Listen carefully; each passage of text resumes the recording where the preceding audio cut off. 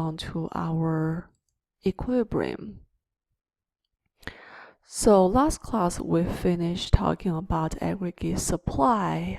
We said without being told otherwise, we'll focus on the short-run aggregate supply, which is the supply curve, like this, upward sloping, just like the micro supply curve, and the demand curve is downward sloping. Okay, and as we learned before, whenever the two of them meet each other, we have a crossing point, we have our macro level equilibrium price.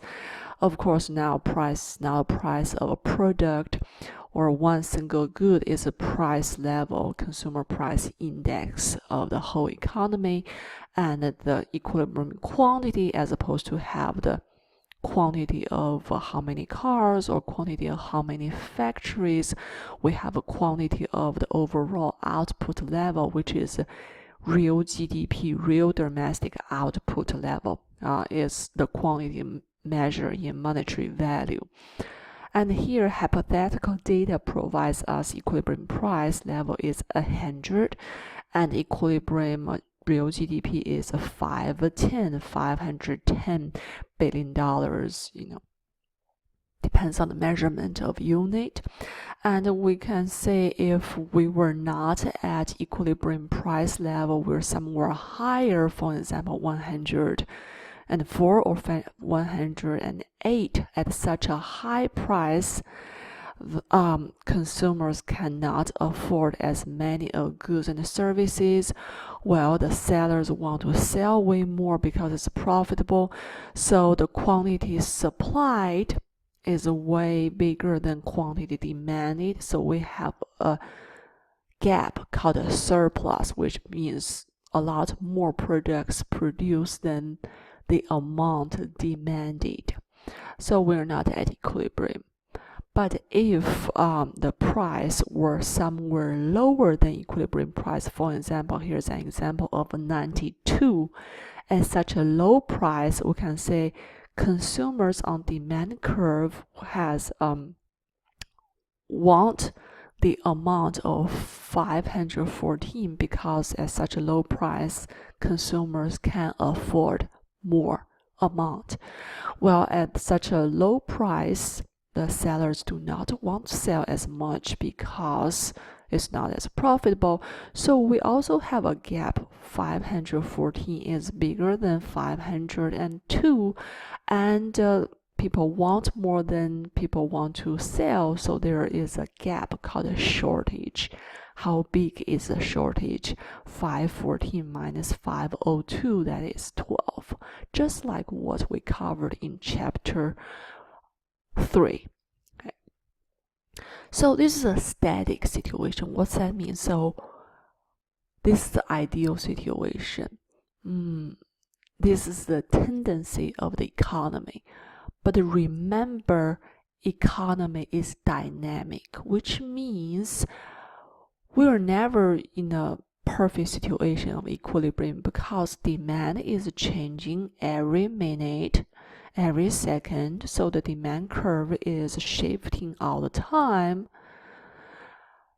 So does the supply curve. Supply curve shift all the time. So we are barely at equilibrium, but the equilibrium is the tendency.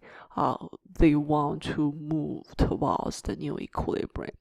So let's look at this, each one of this situation. Okay. The first one, let's think about the situation that supply does not change, which means aggregate supply curve stays at this red line, and there is an increase in demand, means something positive happened. Aggregate demand increase and shift to right hand side. So let's think about the situation. Initially, whenever there was no change, aggregate demand 1 cross aggregate supply at equilibrium of P1 and QF. Remember, QF is full employment potential real GDP, which means this is our production potential. we're producing on the production possibility curve, there is no cyclical unemployment. We're doing our best. There's not too much of stretch. There's no underemployment or cyclical unemployment. There's only natural rate of unemployment, which means frictional unemployment and structural unemployment, which is all natural. So, people want a job, get a job, as long as they have the skills and everything matching and everything. So this is like our ideal situation. And then something positive happened to aggregate demand, increased aggregate demand. And we can say that will drive the price up to P2 and it also drive the quantity real GDP to the right hand side to Q1. So the real GDP, real world situation is at Q1 while our production potential ideal situation is QF. So there is a gap. And we call this one as inflationary GDP gap, Q1 minus QF. Why is that? Because this gap is driven by a higher price inflation. Inflation means higher price. So we call it the inflationary GDP gap, and that's the difference between Q1 and QF. Because price is upward flexible. Price can easily go up. So there's no problem for the economy to move from P1 to P2. Therefore, no problem move from QF to Q1. P1 does not prevail. We can easily go up. And because this whole thing is a result of increase in aggregate demand, shift right hand side. So we call this higher price as result of demand pulled inflation, which we covered previously whenever we say something about the inflation in previous chapter. So demand pulled inflation, because increase in demand result in this inflationary gap, GDP gap, which is the difference between Q1 and QF. Do we have a situation like that now? No, we have the opposite. But there is an example of demand pull inflation historically. Example of this historical real-world situation is that in 1965 to 1968, there's escalation of Vietnam War, increased defense spending because we need to spend more money on military stuff. And on top of an already growing economy, so domestic demand already big. On top of that, the government spending is higher, add on to the aggregate demand. So there was a significant inflation from 1.6 to 5.7%. There's a historical data you can find from Bureau of Labor Statistics government. I do not feel like pulling this out at this moment. You can just take my word for that. And there's a higher price from P1 to P2, and discourage the full increase in output and the effect of the multiplier effect. So because price increase from P1 to P2, initially the QF want to go to Q2. Now discouraged by this higher price, QF only go to Q1. And the whole thing discourage increase in GDP, discourage the multiplier effect, which we talked about earlier.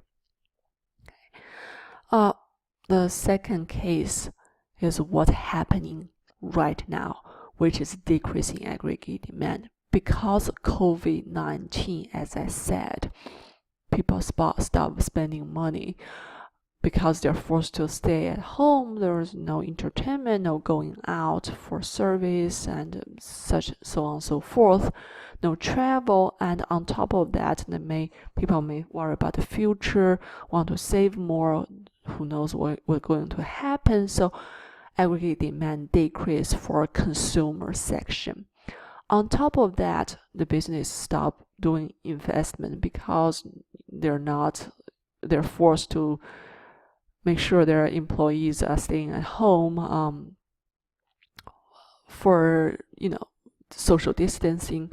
So their productivity decrease in the first place. What's the point of building new factories and getting new machines as their productivity is not increasing and everything? No point of doing so. And all of those add on to lower aggregate demand. So let's think about a situation if the economy initially was at AD1 and AS crossing point A. So initially is at A with the price 1 and QF. Again, we're at our ideal situation. We start at our full employment real GDP. And then something bad happened. COVID-19 just hit us. Then aggregate demand decreased dramatically. And according to what we learned before, we would assume that AD2 cross at AS and we're supposed to be at our new equilibrium point C with P2 and Q2. That's our intuition and what we're trained to think about. However, in real world, remember we have a thing called price downward rigidity, which means price in macro level, AMA in our class, is not downward flexible. It cannot go down, generally speaking, at least in short run. So price will not adjust to this new low level, which means original P1 will prevail no matter what. So the economy will not adjust to new lower price level. P1 stays the previous price. Then what happens? At P1, the quantity supplied does not change because aggregate supply curve does not change. It is still at QF. But consumers' demand, aggregate demand, move to a new level to AD2. At P1, consumers are only willing to purchase at Q1 because P1 cross AD2 at B and the corresponding quantity demand is Q1. So there is a larger gap, Q1 and QF. Okay, so we have this thing called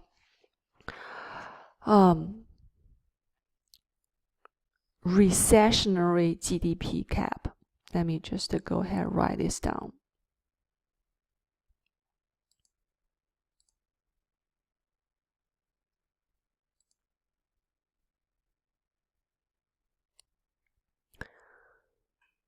So in ideal situation, A will move to point C.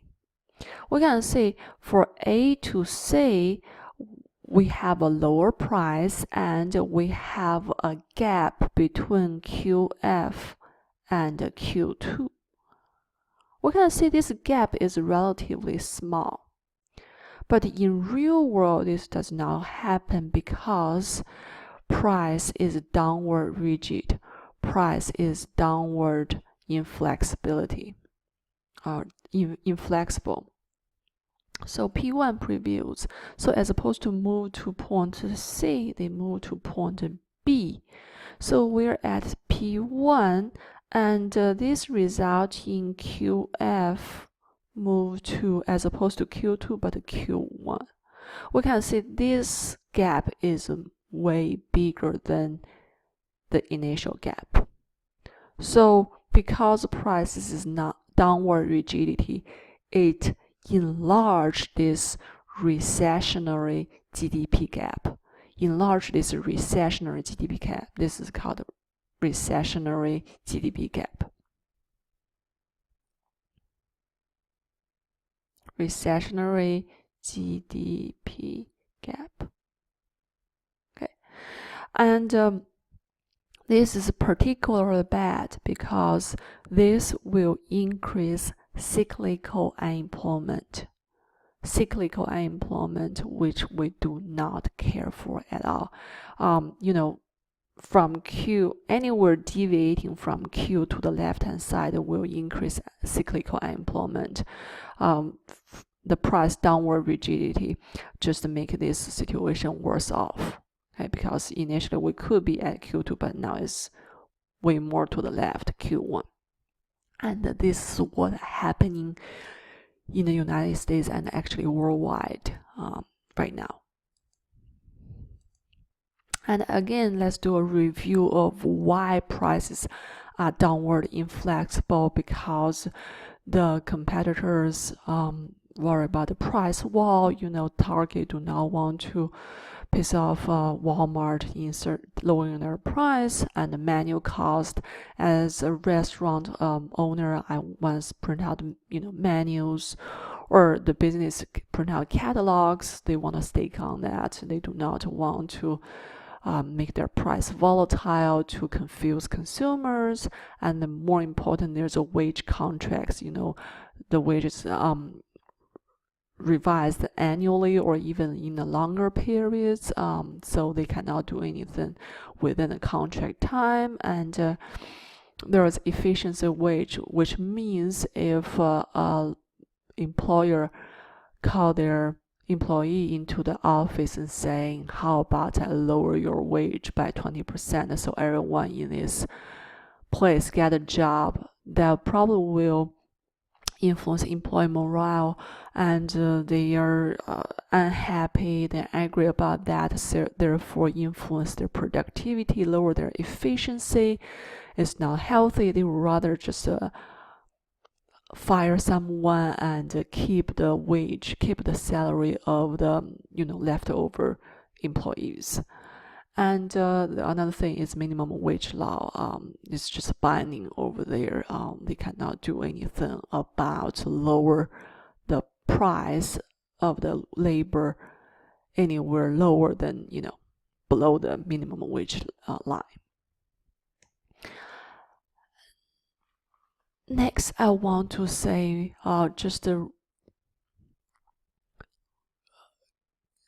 emphasize the effect of this decreasing aggregate demand. This is particularly bad. Decreasing aggregate demand resulting in a recession, and we call it, there's resulting a recessionary gap between Q1 and QF, because the price will not adjust to a lower level because downward rigidity.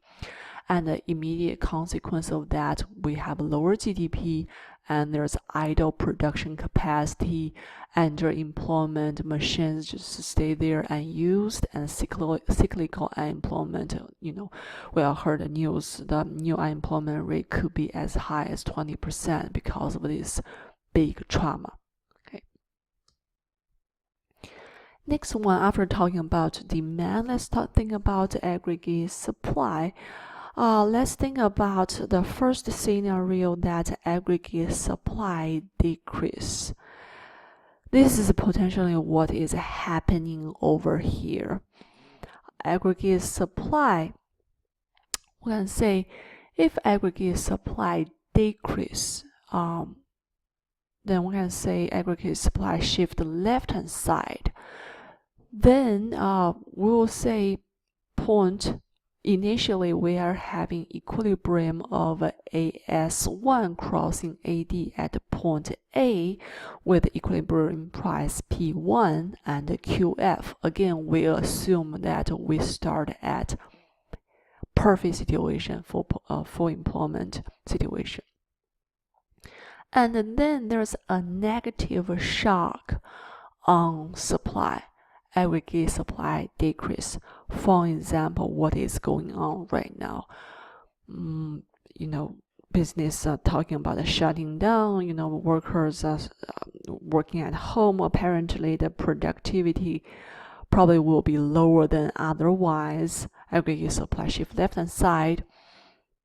Then we can say new equilibrium will be the crossing point of AS2 and AD, which is the B, and with a newer higher price P2 and Q1. And we can do that, the economy can do that because the price is upward flexible. So we're going to be at P2, and we're having a lower GDP, and there's a gap. And this gap, apparently it is a recessionary GDP gap because it's lower than our full employment GDP, and the gap is Q1 and QF. This situation may change. Because we all know that the president talking about strategic buying of a low energy price, low crude oil price, because the cartel, as I mentioned in the last class, the cartel OPEC have some issues. They have some beef, and they broke their pact, and certain countries declare producing more oil. Therefore, they trigger this price war, and they all lower the price and increase the production and exportation of crude oil. So taking advantage of that, Donald Trump talking about strategic buying of a lot of crude oil, which potentially decrease the production costs and increase the aggregate supply. Okay. So let's think about the situation. If that happened, what's going to happen on this curve?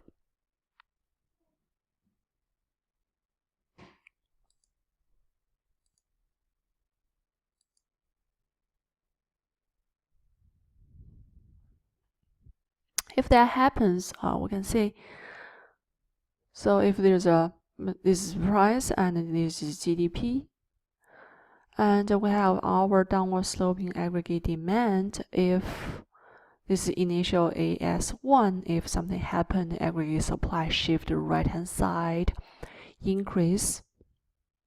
Okay, we can say initially we have a price 1 over here, and we have initial QF, and the economy want to go over here, but as we learned, they cannot because price is downward rigid. So price will stay the same. Demand doesn't change. Aggregate demand stays the same over here, but the supply changed. The price P1 cross new supply curve over here. So we can say the price stays the same, aggregate supply, quantity supplies over here, while the consumers only want that. So we kind of have a surplus issue. But let me tell you that in real world, this barely happens. Historically, this rarely happened. I can say in last few decades, this never happened. Why? Because whenever this is true, aggregate demand always change, which I will cover in next slide. But I'm just giving you this hypothetical situation. Okay, price is downward rigid. So because whenever we talk about macroeconomics, we need to really incorporate the real world situation. It's pointless to cover a scenario it never happened historically, because this is useless. I was just providing you that for a hypothetical situation. All right, so let me talk a bit more about real-world situation in decreasing aggregate supply. Resulting cost push inflation, higher price resulting costs. Example of that, what we are having right now. Last time we had that is, for example, if terrorists attack major oil facilities severely and disrupt world oil supplies and oil, as a major energy resource production, this will push the price of oil up significantly. So some example like that prior to what we're having now. And what we are having now is a more timely example, our aggregate supply experiencing decreasing in everything. All right. In real world, what is happening right now is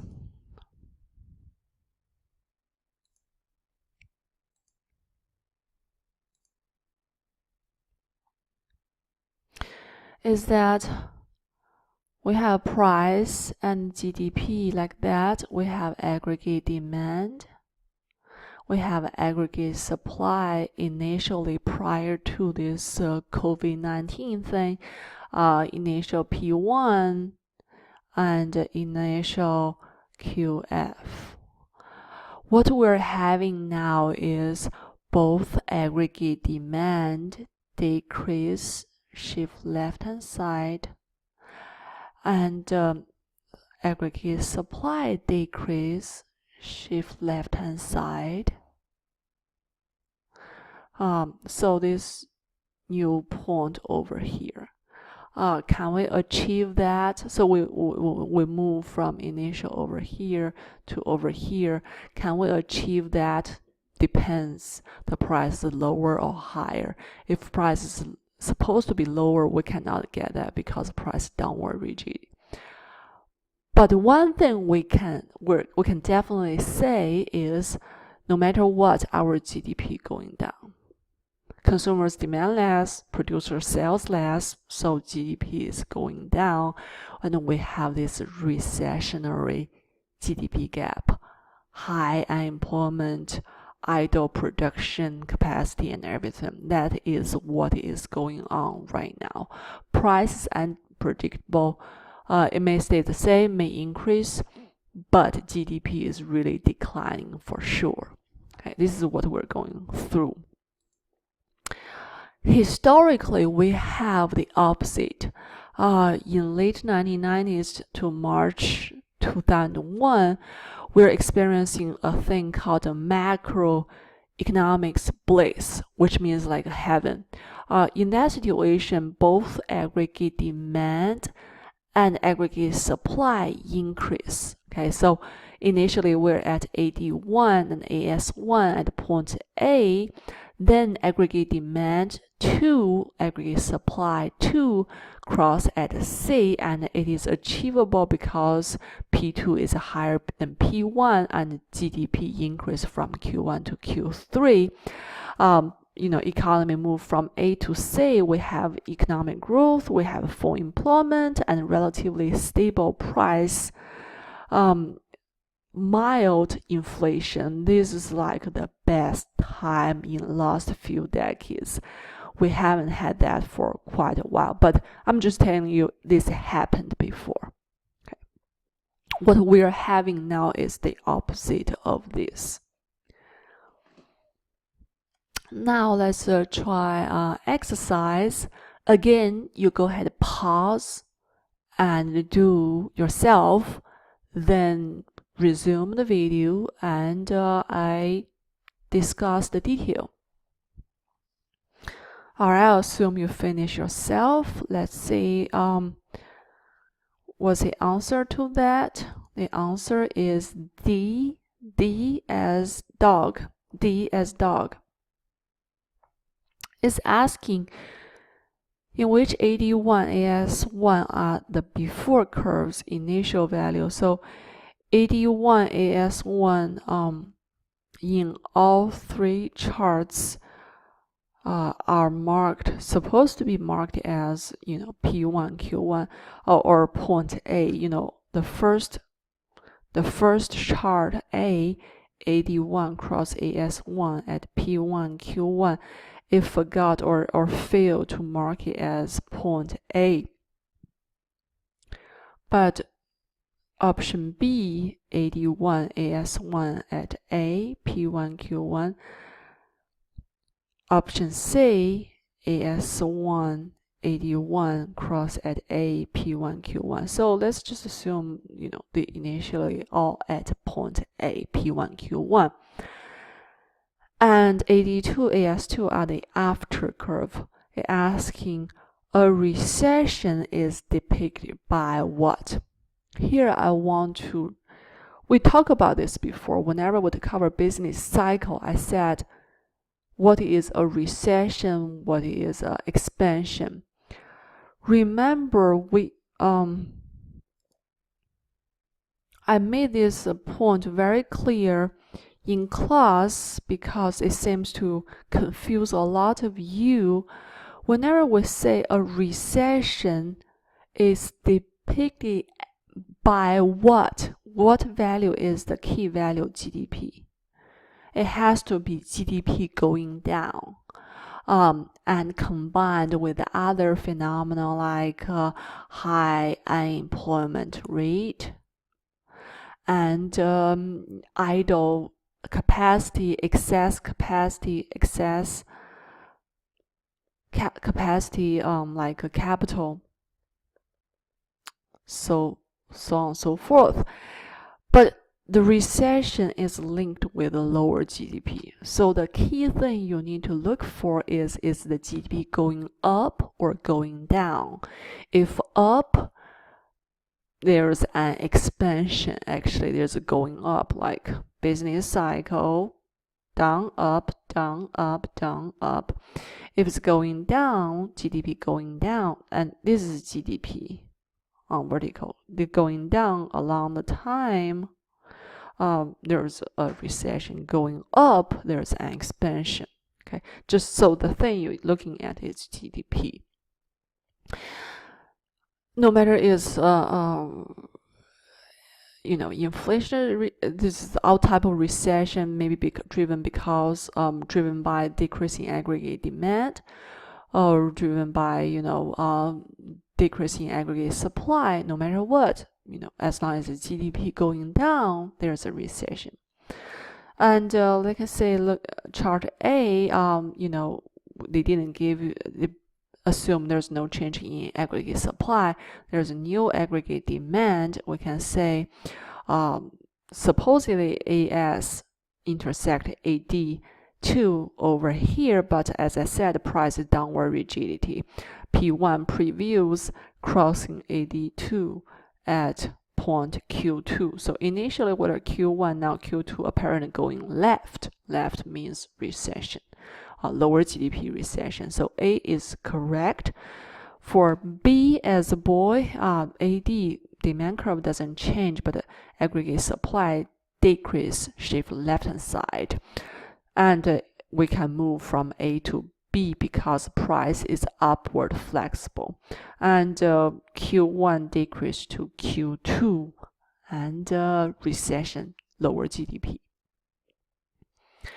For C, we can see, well, initially AD1, AS1 crossing at A, then AS2, AD2 cross at C.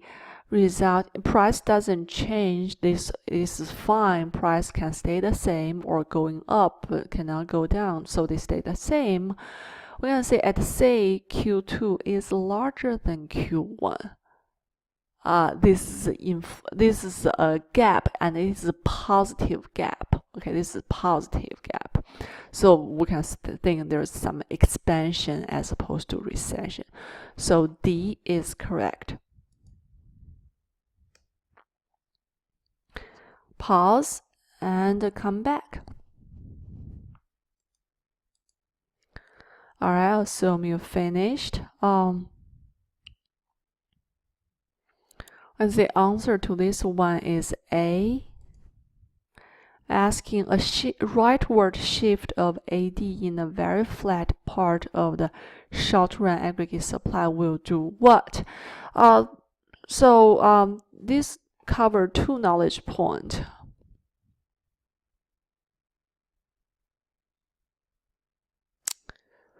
Ooh. What?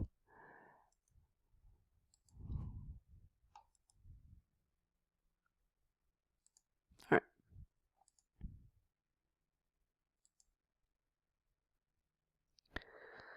So two knowledge points. The first one is that the shape of aggregate supply curve in short run. We said aggregate supply curve in the short run have unique shape, which means on the left hand side it's pretty flat. Beyond a certain point, it increases dramatically. What is the critical point over here? Full employment QF, which means if you have excess capacity, you're having unemployment or underemployment. On the left hand side, your production level is pretty low compared with your production capacity.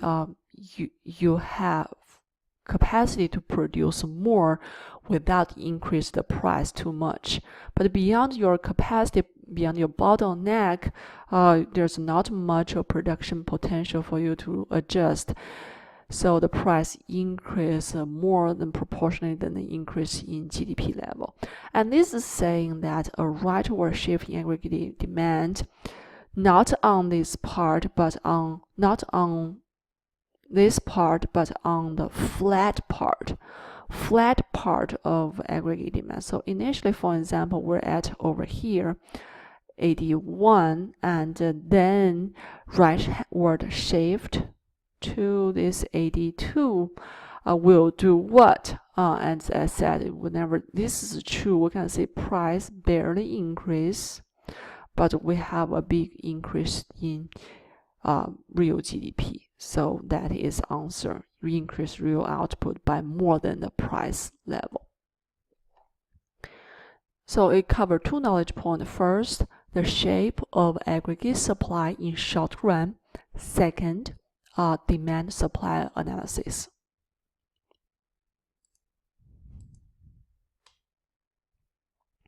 Pause. All right, come back.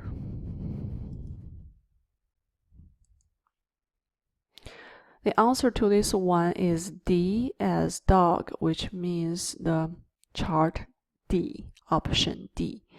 Answer is option D.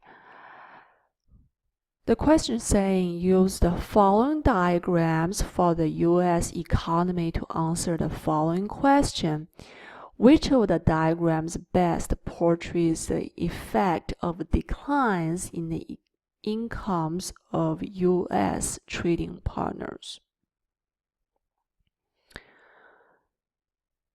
Declines in the US incomes. So for example, we are trading, for example, with China.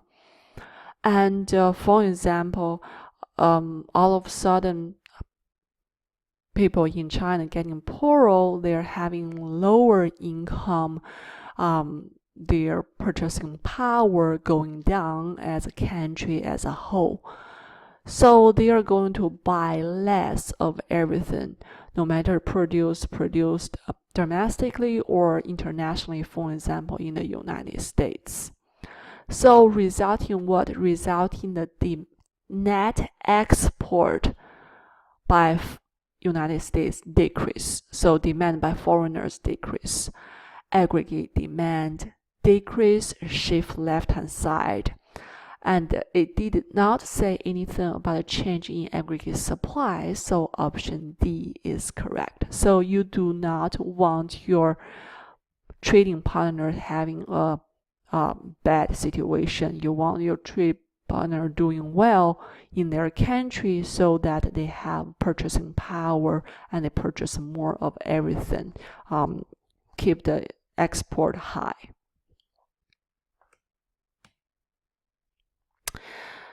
This last part is a bit of application in real world situation, and it still focuses on the last bad recession in 2008, which is subprime crisis. I would say that will be historical situation.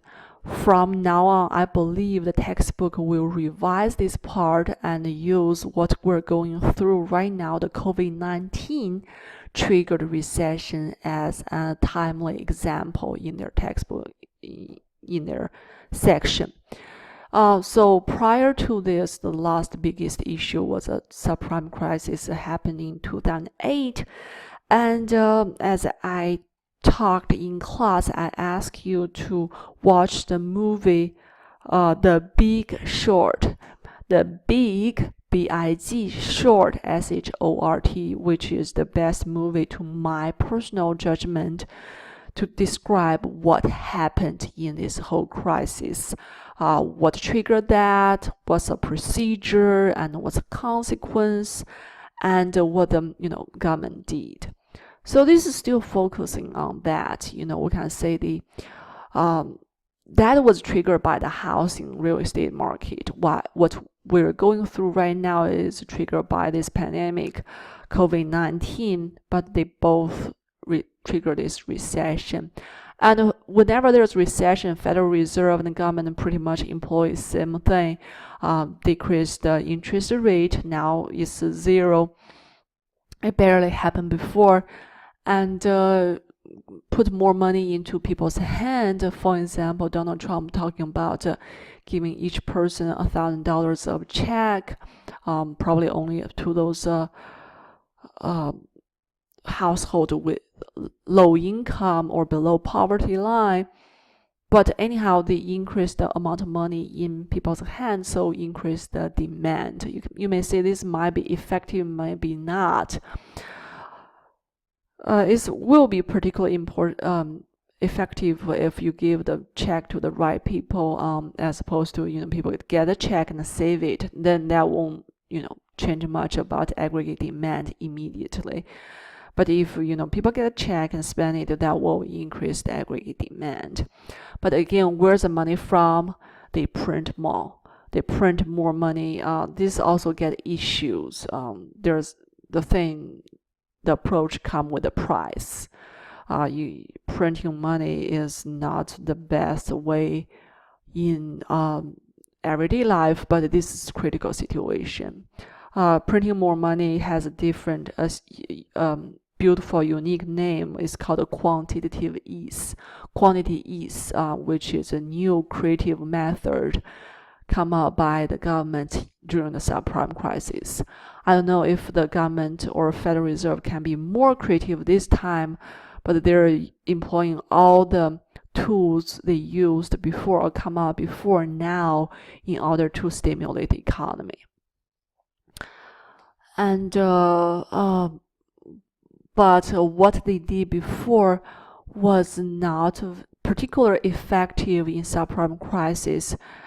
It didn't bring the economy out of the mud hole quickly enough. It took the economy quite a while to climb out of the deep recession, resulting in high debt load due to low interest rate. Next chapter we're talking about how big of a debt the United States government is in, and it's just bad.